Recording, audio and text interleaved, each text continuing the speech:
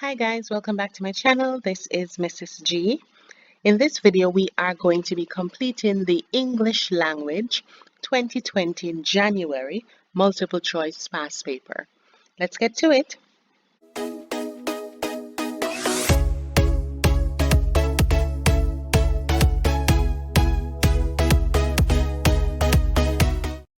Items 32 to 41 has the following instruction.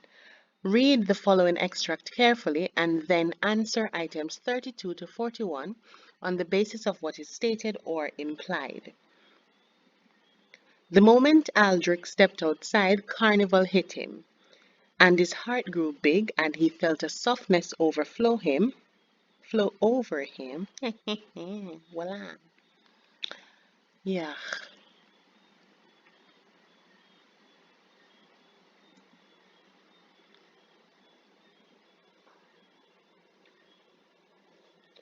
Read the following extract carefully and then answer items 32 to 41 on the basis of what is stated or implied. The moment Aldrich stepped outside, Carnival hit him, and his heart grew big, and he felt a softness flow over him, and on the street the steel band and masquerades were assembling. The months of practicing and sewing and painting and building were flowing together in the stillness of the morning under the eyes of women and children who had awakened from sleep and dressed hurriedly to come out and watch their band, to see their people, to admire them and cheer them and to accompany them, to tramp the pavement while the masqueraders occupied the street as a sort of guard right into Port of Spain. It hit him. The red and black and gold and green, the colors and the feathers and the satin, and the people's faces with that look in their eyes, and the smell of cologne and face powder, and the smell of grease, and the look of wonder on the children's faces, and the little fellas with sailor caps on, and what reverence and what awe, as they alone in the whole world had the real eyes to see the real thing, to see heroes, to see giants, to see gods. And watching, fascinated by it all, as if he were seeing with the boy's eyes, Aldrich felt a tallness and a pride, felt his hair rise on his head. And full of brimming with furious tears, Aldrich felt again the fierce love and hope that he had doubted in himself, felt again a sense of mission, felt that yes, there was a place here for him, that there was something to say yes to, and people before whom and on whose behalf he could dance the dragon. With a strong piercing scream, he stepped into the street, his chains rattling, his arms outflung, his head lolling in a slow, threatening dance of the beast, so that the people of the hill turned to him, recognizing him, said, "Yes, yes, that is Dragon." All right. So this was adapted from Earl Lovelace, The Dragon Can't Dance. Number 32. The words hit him, which is lines 1 and 8, are used to emphasize the impact of the excitement of Carnival, objects being thrown at persons, collisions taking place on the street, the noise and smell of Carnival. So it's in lines 1 and 8, so we're going to check and we're looking for the words hit him. So line 1 is here. The moment Aldrich stepped outside, Carnival hit him. This one. And then line 8, 5, 6, 7, 8. It hit him. The red and black and gold and green, blah, blah, blah. So the excitement of Carnival, it seems that way to me. Objects being thrown at persons. There was no evidence of anything being thrown at anyone. Collisions taking place. There's no evidence of collision either. The noise and smells of Carnival. All right. So it could have been A and it could have been D. So let us just double check. It's either the excitement of Carnival or the noise and smells of Carnival. So in line number 1 here, when Carnival hit him, there was no indication of the smell, etc. There was indication of the smell further down in the poem, down here, but not here. What was evident in both parts was the excitement of Carnival. So the answer for number 32 would have been letter A. Number 33, and his heart grew big. In line 1 means that Aldrich wanted to cry, felt great pride, felt quite angry, or wanted to join a band. Here, and his heart grew big, and he felt a softness flow over him. And on the street, the steel band and masqueraders were assembling. So, when your heart grows big, you feel proud. There's a sense of pride. There is no indication that he wanted to cry. There is no indication that he felt angry or wanted to join a band. So, the answer for number 33 would have been letter B. Number 34, lines 2 and 3, the months of in the stillness suggest that preparations for Carnival entail a great deal of waste, tension, hard work, or excitement. So that is lines 2 to 3.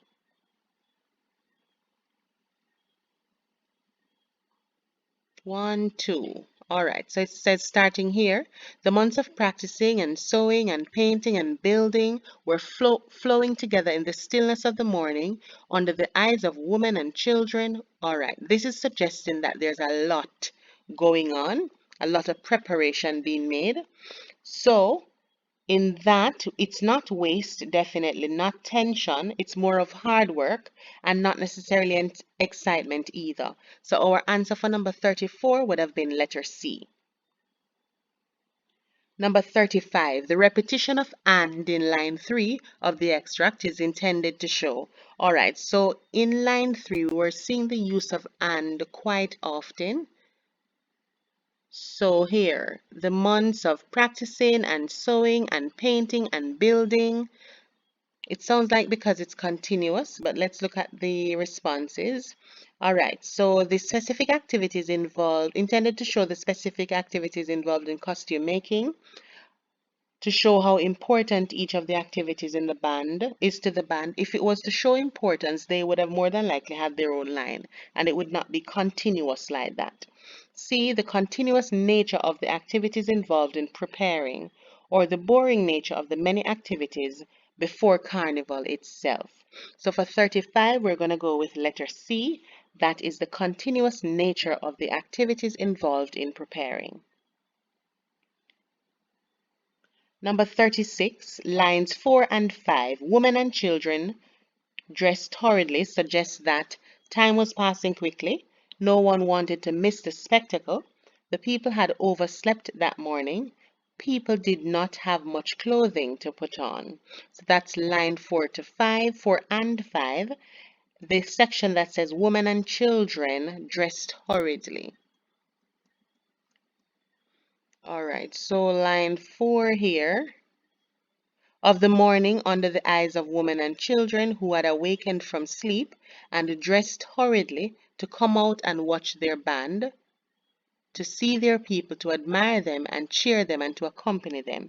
All right, so it does not in any way suggest that they had a small amount of clothes to put on. So D is certainly out. The people had overslept that morning. No one wanted to miss the spectacle, or the time was passing quickly. So it seemed like no one wanted to actually miss it. The fact that they stayed up late does not necessarily suggest that they overslept. They stayed up late, but no one wanted to actually miss what was happening outside. So as a result of that, they hurried in order to see what was happening. So that is for letter B for number 36. Number 37, what reverence and what awe in line 11 reveals that the spectators were captivated, astonished, bewildered, or apprehensive. All right, apprehensive would have been out because the words that were used, reverence and awe, do not suggest that they are apprehensive at all. Let's check line 11. And what reverence and what awe as they alone in the whole world at the real eyes to see the real thing, to see heroes, etc. So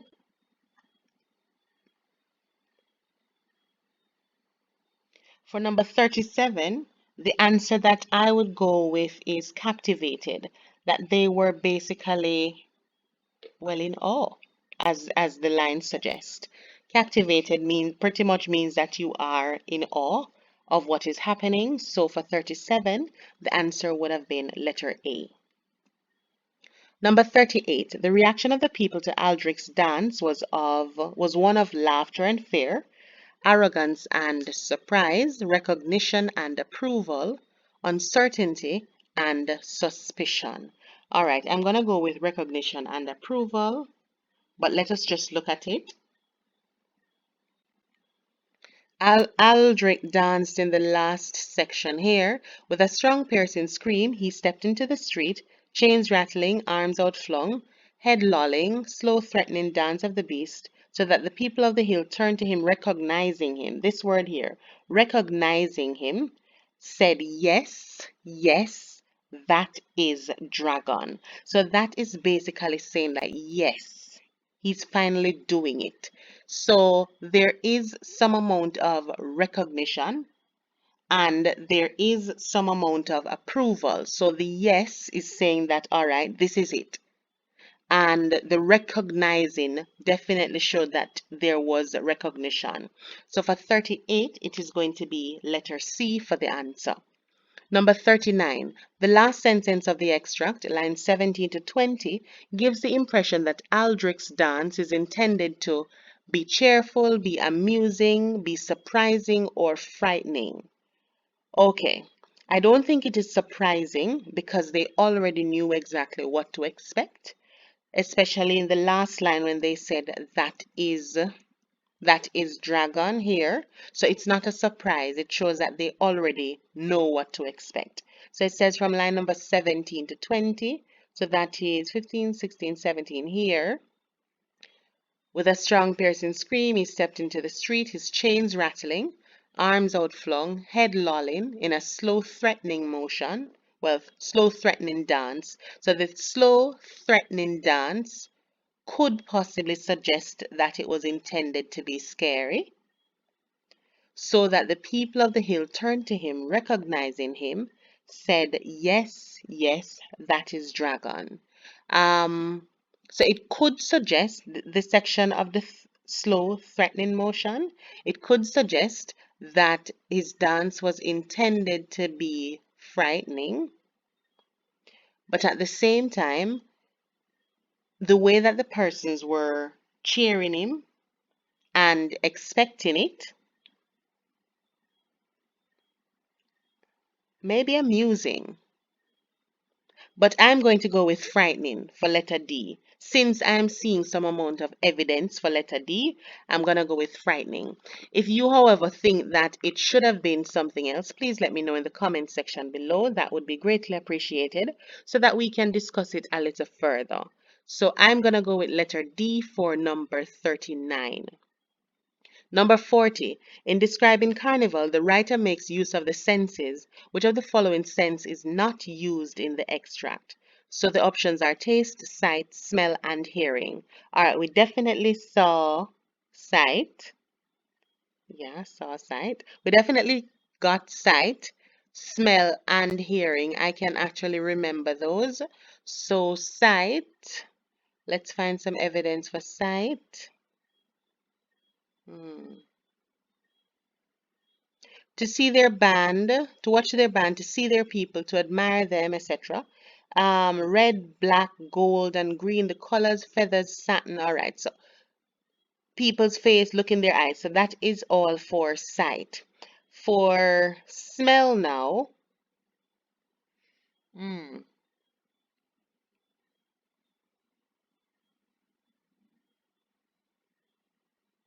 the smell of cologne here and face powder, that's for smell.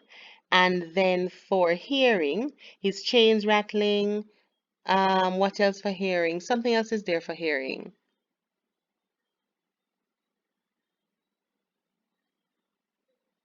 There's another one here for smell of grease, etc. Look on the children's faces. So all of those are actually visible. The only one that is not visible is taste. There's nothing there suggesting the sense of taste. So for number 40, I'm going to go with letter A, since it said which of the following senses is not used in the extract. Number 41, the most suitable title for the extract is The Wheat Dragon, The Dragon's Heart, The Decline of Carnival, or Carnival in Port of Spain. All right, so for 41, I would not say weak dragon. There's absolutely nothing to suggest that. Neither dragon's heart, neither does it suggest that there is any decline where carnival is concerned. The general topic in all the stanzas was about carnival in Port of Spain. So I'm going to go with letter D for number 41. If you are watching the video and you actually like the content, I'm going to ask that you please subscribe to the channel. We would greatly appreciate that. Also, ensure that you like the video and leave a comment below. Items 42 to 49 would have the following instructions. Read the following passage carefully and then answer items 42 to 49 on the basis of what is stated or implied.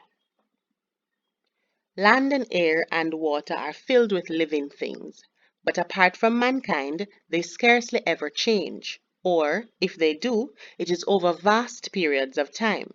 Ferns grow and fish swim just as they did long before man walked upon the earth. The industrious ants continue their routine of self-preservation and self-perpetuation as they did when the dinosaurs ruled. But man, in his comparatively brief history, has transformed both the world and himself. His specific quality is purposeful change through thought. He is man, the thinker. The human brain works like the heart, ceaselessly pulsing day and night from childhood to old age. That man thinks all the time is a familiar idea, but it is a less familiar concept that all human history might be best understood as a process of learning. It was by learning that we ceased to be animals and made ourselves into men. Far back in the warm jungles, somehow, cell by cell and reflex by reflex, the wonderful human brain was formed, and with it our two other miraculous human powers, our fantastically intricate speech and our ingenious, adaptable hands. The earliest tools were scarcely more than lumps of stone, with a few corners chipped off to fit the hands roughly, but gradually, century by century, better stones were selected, and they are chipped and smoothed and rounded and sharpened until they are not only efficient but almost handsome. It is impossible to look at those stone tools, and to imagine their makers without feeling pity, admiration, and affection for clever, industrious ancestors, and without renewing our reverence for the growth of the human mind. After the stone tools came to the control of fire, the skillful, almost magical transformation of lumps of earth into hard pottery and durable metal, the creation of the wheel. Equally wonderful, perhaps more wonderful, was the invention or development of plants. Almost everything we consume, except animal food, is part of a plant, carefully bred from selected stock, wheat, sugar, fruits, tobacco, hemp, cotton. Some intelligent man or woman found each plant growing wild in the jungle, tasted or tested it, and by patient experiment discovered how to rear and improve it. This was one of the real beginnings of civilization. In that slow, patient process, men improved the plants, and the plants improved men. Men to live at random, they settled down and grew together. Cultivated fields made men invent rules and observe seasons. Therefore, laws were devised, the calendar was established, and astronomy became a science. By such and other growth, we moved from primitive animalism through primitive human savagery to civilization. All right, so number 42. The writer's use of the phrase "as they did when the dinosaurs ruled" in line 4 is intended to indicate the time which has passed, compare the ants with the dinosaurs, express concern over the ants' actions, remind the reader of the process of evolution. So let us look at line number 4, as they did when the dinosaurs ruled. Line number 4 here. The industrious ants continue their routine of self-preservation and self-perpetuation as they did when the dinosaurs ruled. All right, so from looking at the start of the stanza, here, land and air and water are filled with living things, but apart from mankind, they scarcely ever change. Or if they do, it is over vast periods of time. Ferns grow and fish swim, just as they did long before man walked upon the earth. So this part here is suggesting, so the ferns grow, they're still growing now. The fish swim, they're still swimming now, just as they did before man walked upon the earth. The industrious ants continue their routine of self-preservation and self-perpetuation. So it is suggesting here that the ants as well, just like the fern and like the fish, are continuing to do what they have always done, as they did when the dinosaurs ruled. So it is suggesting that basically it happened a long time ago. So the options indicate the time which has passed, compare with the ants with the dinosaurs, express concern over the ants' actions, it is certainly not C. Remind the reader of the process of evolution. So there's no evidence really that is reminding you specifically about evolution itself. So for number 42, I am going to go with letter A, which is indicating the time which has passed. I think that since the author suggested or stated when the dinosaurs ruled, dinosaur in itself suggests that it is a very, very, very long time. So I think that when it says, as they did when the dinosaurs ruled, it is indicating the time which has passed. There's no comparison between the ants and the dinosaurs either. Number 43. The purpose of paragraph 1, lines 1 to 6, is to show how man has transformed the world and himself. Compare the development of man with that of other things, other living things. Give examples of the living things found on land, in the air, and in water. Trace the history of civilization from earliest times to the beginning of man. All right, so that is paragraph 1 to 6. That's part of what we just read. Land and air and water are filled with living things. Apart from mankind, they scarcely ever change. If they do, it is over vast periods of time. Ferns grow and fish swim, just as they did long before man walked the earth. Industrious ants continue their routine of self-preservation and self-perpetuation as they did when the dinosaurs ruled. But man, so this here is showing you that you are really comparing man with the other things. But man, in his comparatively brief history, has transformed both the world and himself.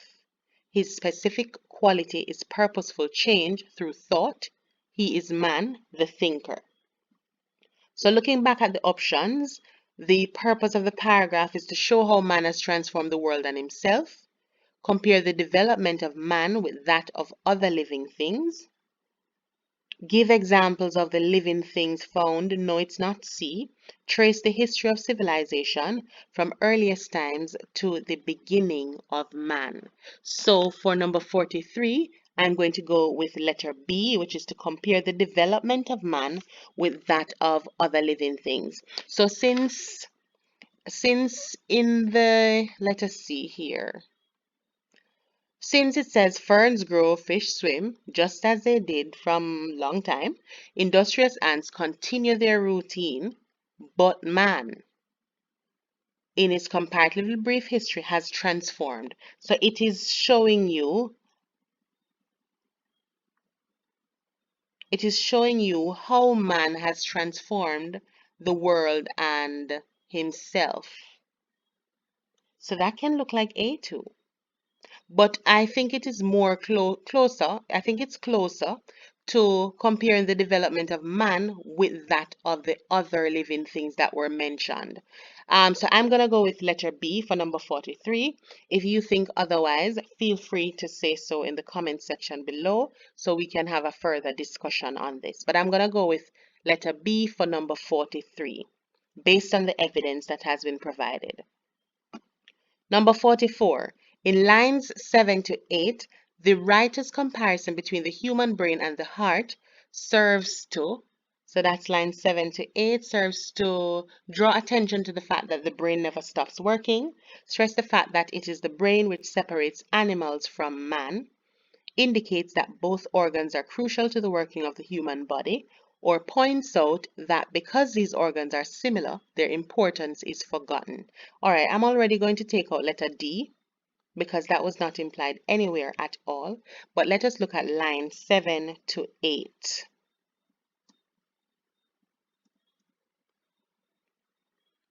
Six, seven, eight. All right, so here.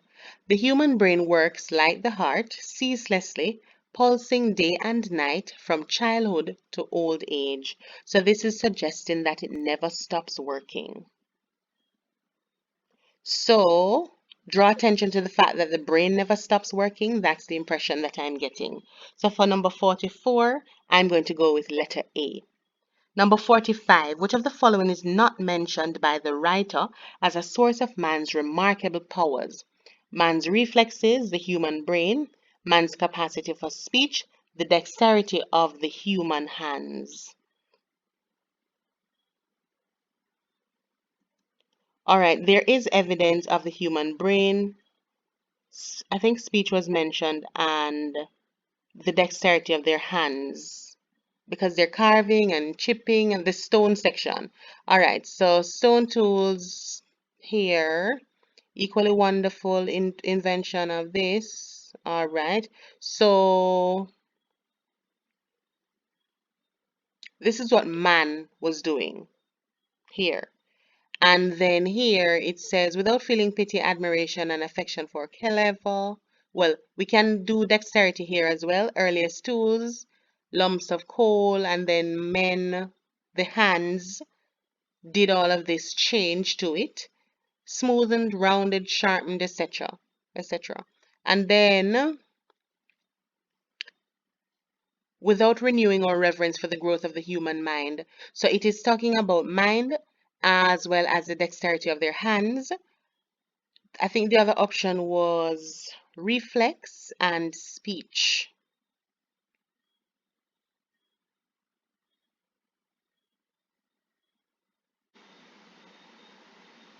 All right, I got it. So here it says, or fantastically intricate speech and or ingenious adaptable hands. So that is two other references there.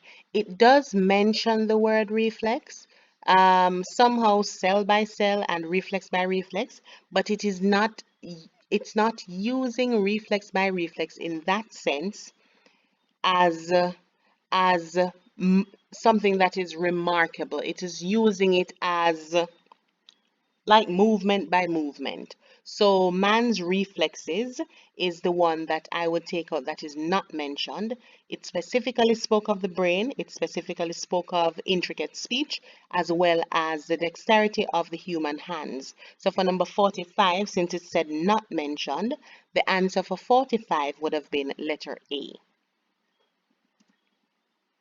Number 46, one quality of our tool-making ancestors identified by the writer in paragraph 3, lines 13 to 18, is that they are reflective, handsome, hardworking, or unimaginative.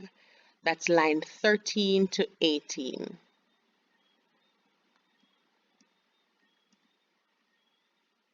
13, 15, 14, 13 to 18, that's this section here.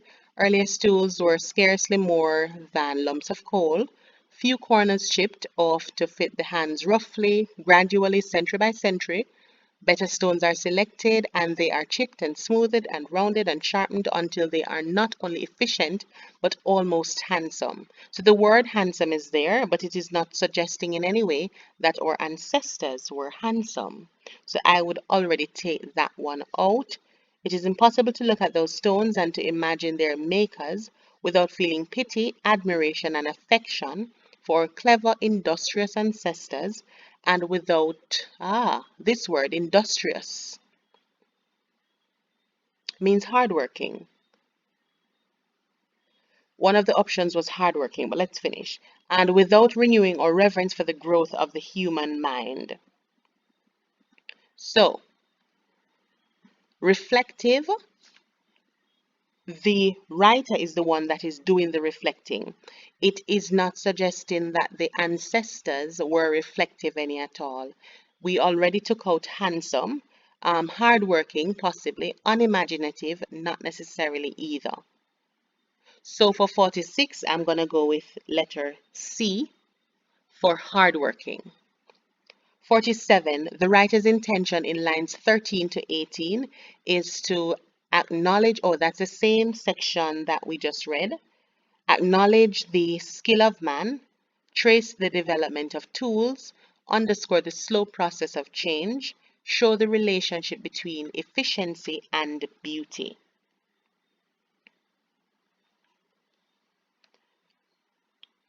It's possibly to acknowledge the skill of man based on how it was done, or to trace the development of tools because they spoke at length about how the tools were developed from what to what and what to what. So let's look at it. That's 47, but it is talking about from line 13 to 18. So it's the entire section here.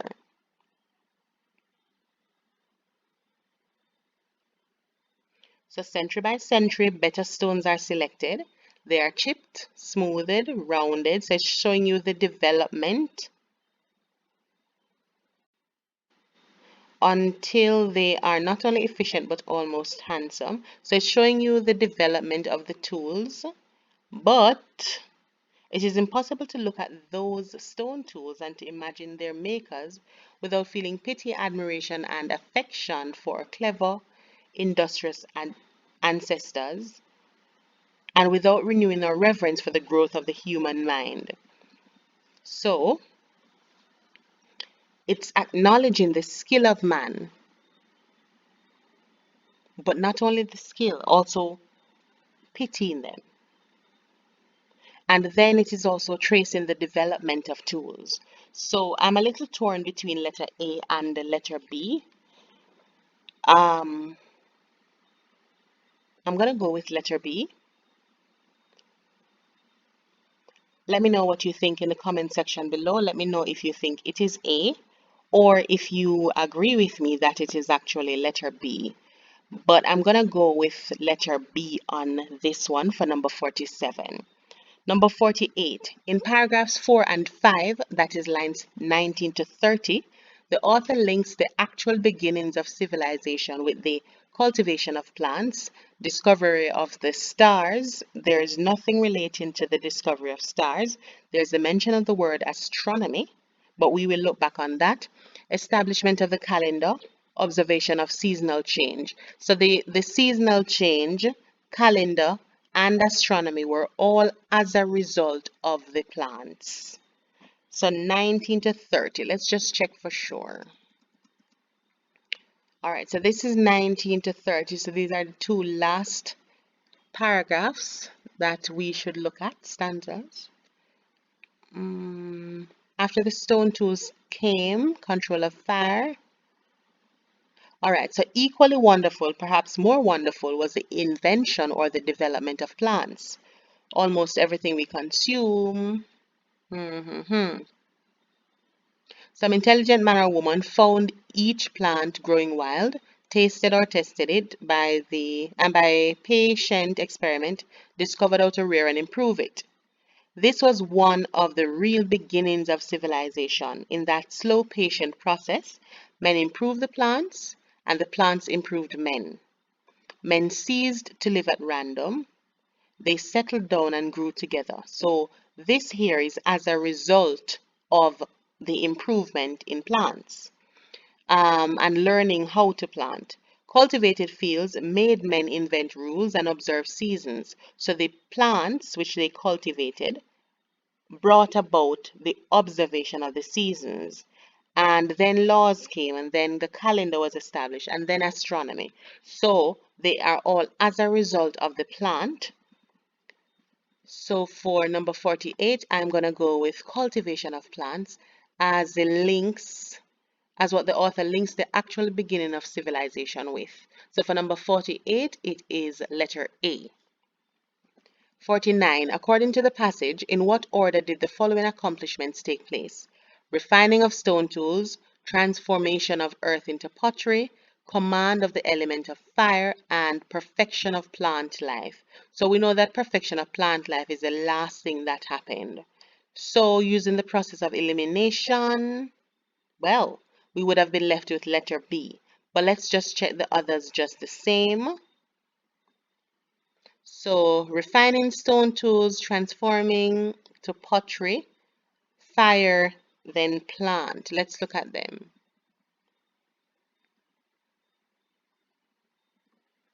All right, so the first thing here, better stones. All right, so they have their stone tools. And then after the stone tools came the control of fire. So stone, then fire, then pottery. Stone, fire, pottery, and then plants was the invention or development of plants. So stone, pottery, hold on, stone, fire, pottery, and then plant. So stone would have been 1, fire, so 1, 3, 2, then 4. So 1, 3, 2, then 4. So for number 49, our answer would have been letter B. Okay, so items 50 to 54 now. Read the following extract carefully and then answer items 50 to 54 on the basis of what is stated or implied. Celestial is not just for tourists. Many from neighboring islands find themselves hopping over to Celestial during a long weekend for a quick and enjoyable escape. That is because people know that on this tiny isle there is so much to see, so much to do, and so much to offer. All the leisure time you have during your stay can be spent so many different ways.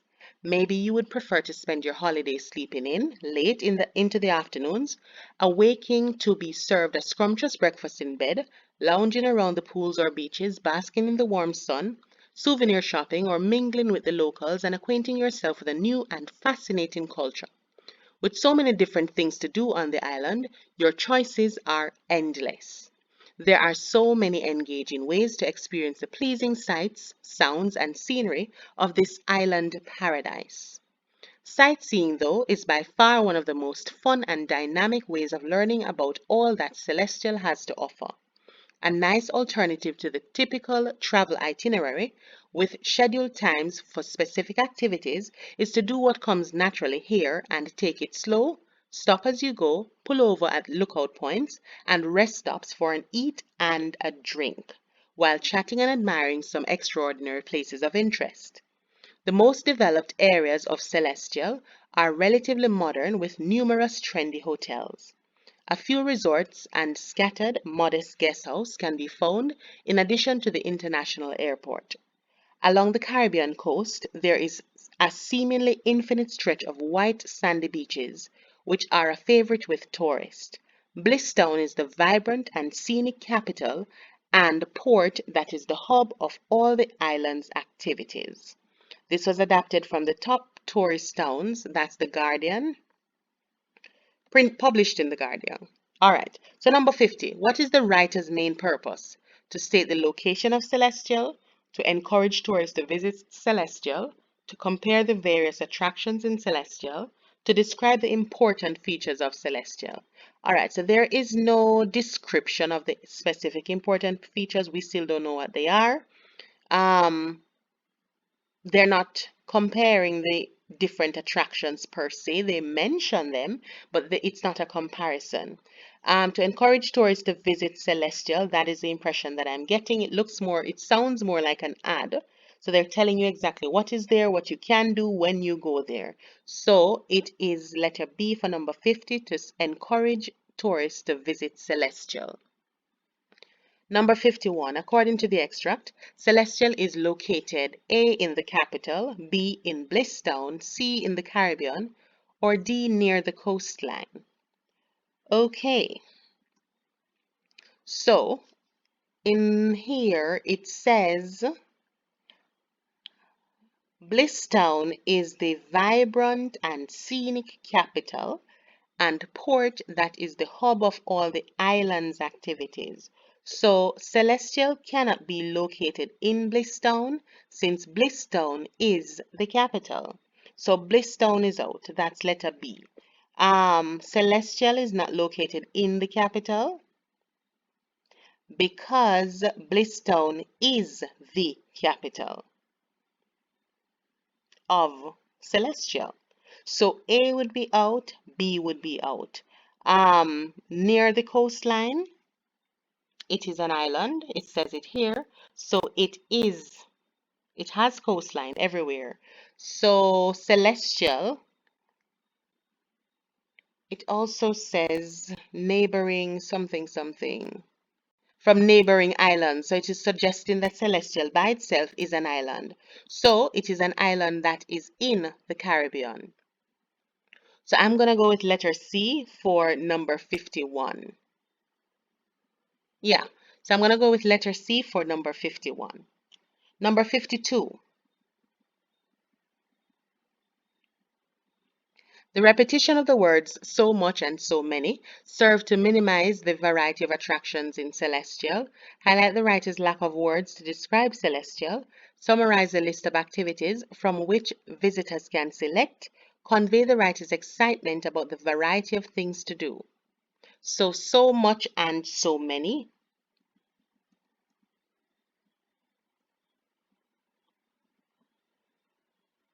Okay, so it says that is because people know that on this tiny isle there's so much to see, so much to do, so much to offer. It is not suggesting that the author is lost for words or that he or she does not have enough words to express. Here it says during your stay can be spent so many different ways, and then the author goes on to explain the different ways how it can be spent. So many different things to do on the island, your choices are endless. So it is suggesting, based on those things, it is suggesting that the writer is excited about the variety of things to do. So I'm going to go with letter D for number 52. Number 53. Which of the following phrases suggest the variety of experiences Celestial offers as presented by the writer? Your choices are endless. We just read that one. I think that is it. Engaging ways in line 9. Nice alternative. Alternative sounds like you have just two options or what comes naturally. So let's look at line 9, line 13, and we just looked at line 8. Line 9, there are so many engaging ways. And then line 13, 11, 12, 13 is to do what comes naturally. All right, those are not necessarily suggesting or pointing to what the variety of what Celestial has to offer. Since it suggests which one is, since it is asking which one is suggesting variety, then it is this one which says your choices are endless. So for number 53, it is letter A. Number 54. According to the extract, visitors to Celestial may stay at all of the following except hotels, resorts, rest stops, and guest houses. All right, just by looking at it, hotels, resort, and guest houses are places that you can actually stay generally. Rest stops, you actually just rest. But let us just look at the extract just the same.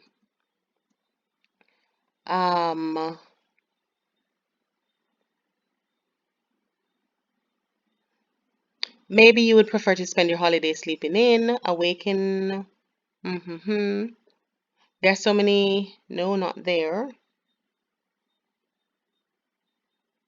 All right, here. So, with numerous trendy hotels, so that's a place to stay, few resorts, another place to stay, modest guest houses, another place to stay. So those are the three places that they are suggesting that you actually stay. They did mention rest stop for just a place that you can actually go to, stop, do some sightseeing, and then you go back to wherever it is that you're staying. So it says, do what comes naturally here, take it slow, stop as you go, pull over at lookout points and rest stops for an eat and a drink, not to stay.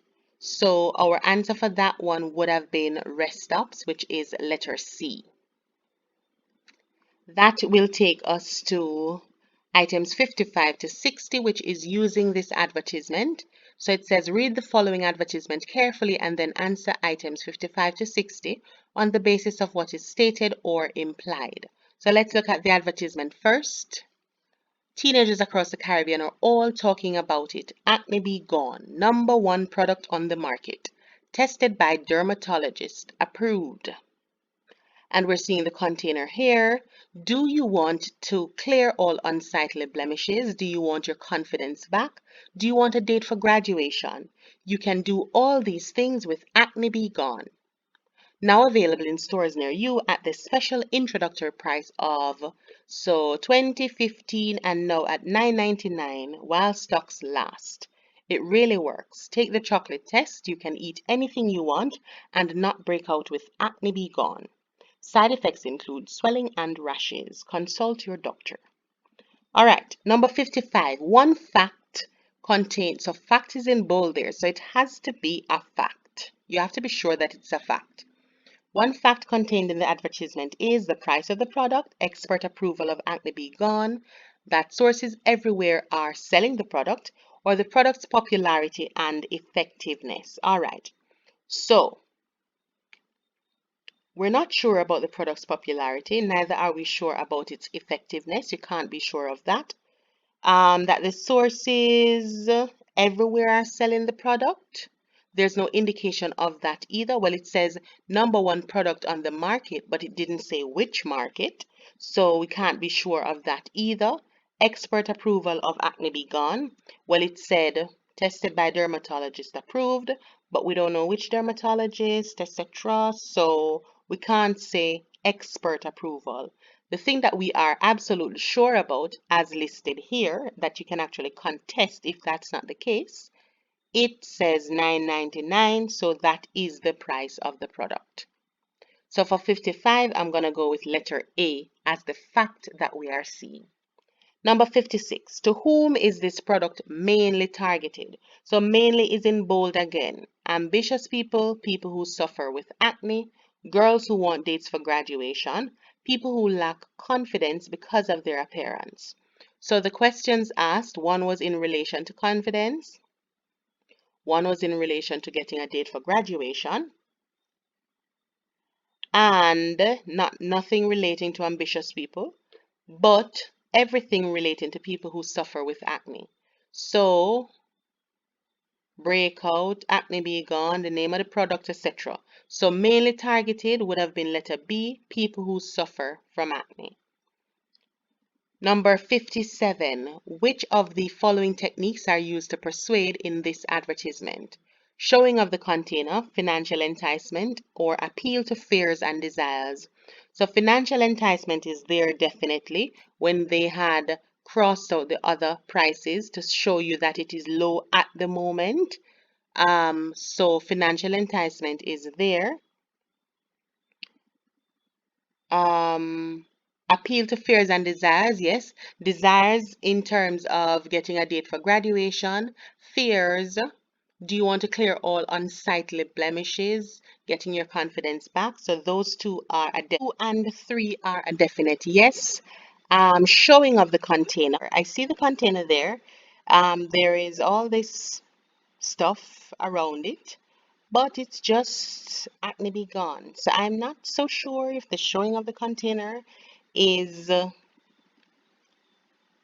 actually being used to persuade, but it's possible. the fact that there's that highlighting thing around it. So it can be 1, 2, and 3, or it can be 2 and 3. I am gonna go with letter C though, for 2 and 3 only. If you think it is letter D and you think that the showing of the container is a technique that is used, then you can let me know in the comment section below. We would appreciate that. Also, if you have not subscribed to the channel yet, please go ahead and do so, and like the video as well. Number 58, a language device used in the advertisement to persuade is paradox, metaphor, hyperbole, or rhetorical questions. So we did see a list of rhetorical questions, I think about 4. Yeah, well, 3. Do you want to clear all unsightly blemishes? Do you want your confidence back? Do you want a date for graduation? So rhetorical question is your answer for that one. That is 58. Your answer is letter D. 59. What might be the purpose of the size of the font used to describe the side effects? So let's see the side effects. Okay, these tiny ones at the bottom here. Side effects include swelling and rashes. Consult your doctor. So A, it suggests that the side effects are minor. B, it hides possible consequences of using the product. C, it misdirects the reader and leads to erroneous conclusions about acne. D, it demonstrates that the problems are minor in comparison to the benefits. All right, for 59, I'm going to go with letter D. It demonstrates that the problems are minor in comparison to the benefits that it may provide you.